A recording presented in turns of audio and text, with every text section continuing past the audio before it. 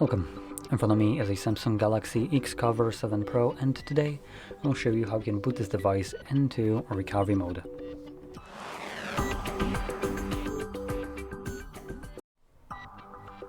So to get started, you will want to grab a cable, plug it into your computer, and just have it ready. Then on your phone, hold power button and volume down. There we go. Ignore the screenshot. And then select power off.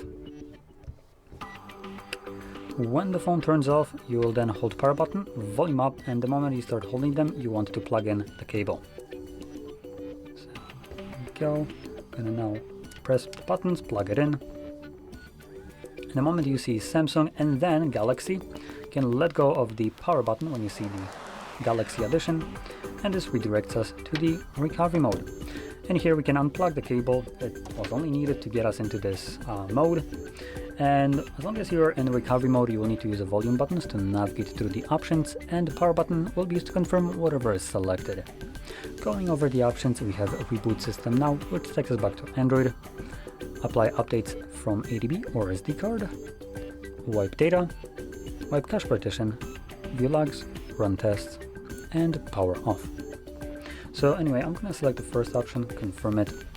And like I mentioned, this will now put the device back into Android.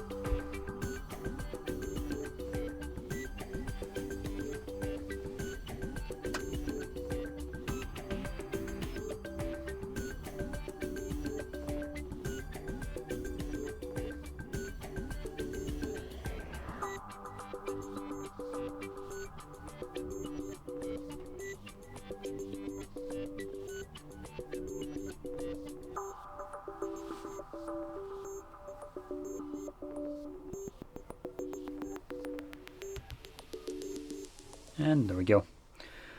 So, if you found this video helpful, don't forget to hit like, subscribe, and thanks for watching.